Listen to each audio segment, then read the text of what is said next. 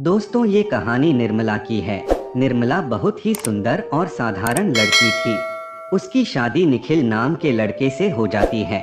निर्मला के ससुराल में ज्यादा लोग नहीं रहते थे। सिर्फ उसकी सास ससुर और उसका एक देवर अनूप रहता था।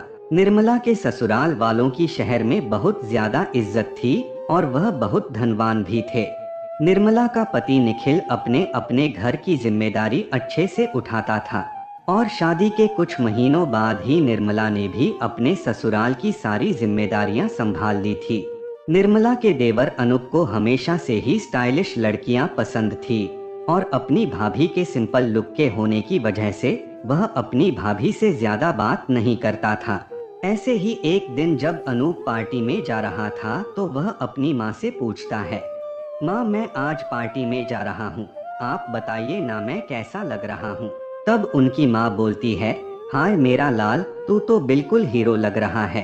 तभी पास में खड़ी निर्मला बोलती है, देवर जी आपके कपड़े में थोड़ी सी कमी लग रही है। तभी अनूप बोलता है, अरे भाभी आप तो चुप ही रहो, आप क्या जानो फैशन और ट्रेंड के बारे में। तब निर्मला के सास भी बोलती हैं, हाँ बेटा, तुझे क्या पता आजकल का फैशन, क्योंकि तुम हमेशा सिंपल रहती हो ना, इसलिए तुम्हें नहीं मालूम चलेगा। इस तरह अनूप अपनी भाभी को हमेशा नीचा दिखाता रहता था कि उन्हें फैशन की कोई सेंस नहीं है और उन्हें स्टाइल के बारे में कुछ भी नहीं पता। और ऐसे ही कुछ दिन बीत जाते हैं।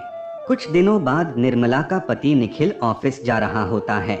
तभी उसके कार का बहुत ही बुरा एक्सीडेंट हो जाता है और हॉस्पिटल ले जाते जाते उसकी मौत हो जाती है, जिसकी वजह से पूरे घर में शोक का माहौल छा जाता है और शिखा का हंसता खेलता परिवार बर्बाद हो जाता है और उसको अपनी सारी खुशियों से दूर होना पड़ता है।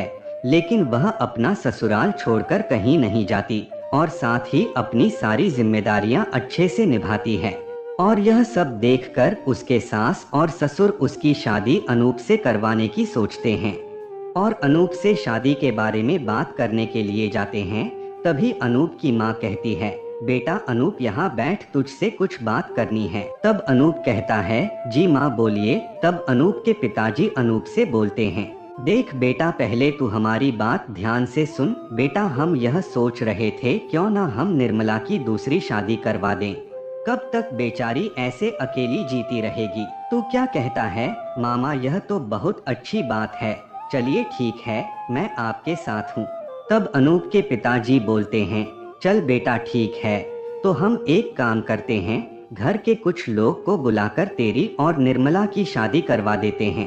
अनूप को जैसे पता चलता है कि उसकी शादी निर्मला से करवाई जा रही है तो वह कहता है, क्या कहा पिताजी आपने? वह भी मेरी शादी निर्मला से? मैं तो गवार से मैं कभी नहीं करूँगा। अनूप के पिताजी बोलते हैं, क्यों, निर्मला में क्या कमी है? अच्छी तो है और तेरे भाई और तेरी भाभी बहुत खुश थे, अब वह तेरे साथ भी खुश रहेगी। अनूप कहता है, नहीं, यह बिल्कुल नहीं होगा। मुझे एक अच्छी और स्टाइलिश लड़की से शादी करनी है जिसे मैं पार्टियों में भी ले जा सकूं। तब आपके पिताजी बोलते हैं, यह क्या कह रहे हो तुम? मैंने जो कह दिया वह कह दिया और यही मेरा फैसला है। निर्मला और अनूप की शादी होगी, वह भी जल्द से जल्द। ऐसे ही कुछ दिनों बाद अनूप के ना चाहते हुए भी उसकी शादी उसकी भाभी निर्मला से करवा दी जाती है। और शादी की रात जब निर्मला अपने कमरे में होती है तो अनूप गुस्से में आता है और उसे उल्टा सीधा बोलकर दूसरे कमरे में सोने चला जाता है। और कुछ दिनों तक ऐसा ही चलता रहता है। लेकिन एक दिन की बात है, वह अपने भाई के कमरे से गुजर रहा होता है। तब अचानक से उसको भैया और भाभी के हनीमून की तस्वीर दिख जाती है, जिन्हें देखकर अनूप के होश उड़ जाते हैं, क्योंकि उन तस्वीरों में निर्मला बहुत ही ज्यादा सुंदर लग रही थी और उसने अनूप के मनपसंद कपड़े भी पहने थे। तभी तस्वीर लेकर वो निर्मला के पास जाता है और वो निर्मला से कहता है, निर्मला यह सब क्या है? निर्मला कहती है, आपको नहीं दिख रहा क्या है? यह तो फोटो है मेरी और आपके भैया के हनीमून की, लेकिन तुम ऐसे कपड़े पहनती हो। तो निर्मला कहती है, हाँ। तो अनूप कहता है, तुम इन तस्वीरों में बहुत सुंदर लग रही हो। तब निर्मला कहती है, हाँ वो तो मैं हूँ ही, एक बात बताओ कि तुम घर में ऐसे कपड़े क्यों नहीं पहनती हो? तब निर्मला कहती है, क्योंकि घर में मम्मी और पापा है ना, इसलिए। तो अनूप कहता है, अरे तो क्या हुआ, मैं उनसे बात कर लूंगा। तब भी निर्मला कहती है, अरे नहीं नहीं, ऐसा अच्छा नहीं लगता उनके सामने। और अनूप के कहने के बावजूद निर्मला उसकी बात नहीं मानती। तब अनूप एक नया तरीका सोचता है। फिर अनूप एक दिन अपने मम्मी और पापा को किसी दूर के रिश्तेदार के यहाँ 2 से 3 दिन के लिए छोड़ देता है। और साथ ही जब वो लोग घर से चले जाते हैं तो वह पूरे घर को बहुत ही रोमांटिक तरीके से डेकोरेट करता है। और फिर वह बाजार जाकर अपने मनपसंद फैंसी स्टाइलिश कपड़ा निर्मला के लिए ले आता है, जो कि वह उसे गिफ्ट करता है। निर्मला उससे कहती है, यह क्या है अनूप जी, सुनो कैसा है, यह तुम्हारे लिए एक छोटा सा गिफ्ट है, पहन के आओ ना, और नीचे तुम्हारे लिए सरप्राइज भी है। तब निर्मला कहती है, अच्छा ठीक है, पहले देखने तो दीजिए इसमें है क्या। तब जैसे ही निर्मला उस गिफ्ट के बॉक्स को खोलती है तो वह अनूप के मनपसंद कपड़े देखती है। एड्रेस देखकर निर्मला हैरान हो जाती है।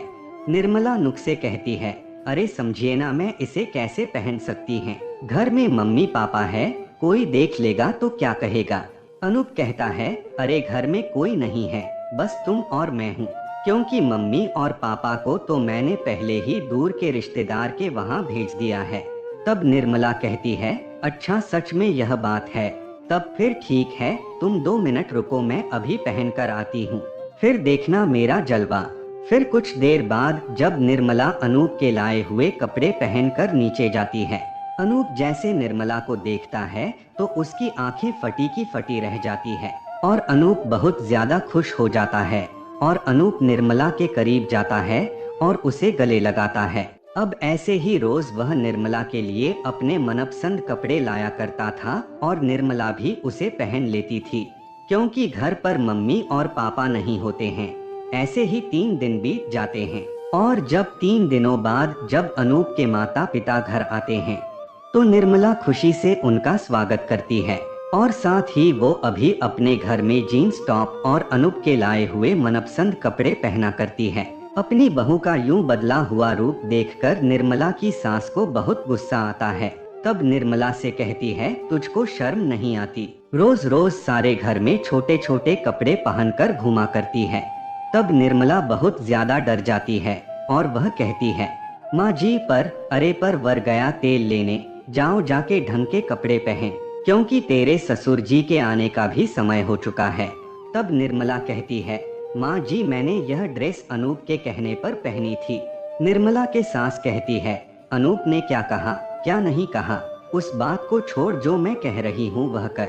इतना सब कुछ होने के बाद निर्मला अपने पुराने कपड़े फिर से पहन लेती है और जैसे ही अनूप ऑफिस से घर शाम को लौटता है और फिर से निर्मला को पुराने कपड़े में देखता है, तब वह निर्मला से नाराज हो जाता है और तभी निर्मला उसे सारी बातें बताती है। जैसे ही अनूप को सारी बातें पता चलती है, वह तुरंत अपनी माँ के पास जाता है और कहता है, माँ अपने निर्मला को कपड़े बदलने के लिए क्यों कहा। अनूप की माँ कहती है, अरे बेटा घर की बहू ऐसे कपड़े पहने उन्हें शोभा नहीं देती। तब कहता है, देखो माँ मैं आपकी सारी बात समझता हूँ, पर यह बताओ अगर निर्मला की जगह मेरी बहन होती तो क्या तब भी आप उसे ऐसा ही बोलती, या पापा उसे कुछ कहते नहीं। देखो माँ निर्मला का जो मन करेगा वह वही पहनेगी। अनूप की माँ कहती है, अरे अरे बेटा निर्मला इस घर की बहू है, अगर वह ऐसे कपड़े पहनेगी तो समाज वाले क्या कहेंगे। तब अनूप कहता है, माँ मुझे बाहर वाले से कोई मतलब नहीं है और आप समाज के डर से मेरी खुशी के लिए इतना नहीं कर सकती। तभी अनूप के पापा कहते हैं, क्यों तुम इन बच्चों को परेशान कर रही हो।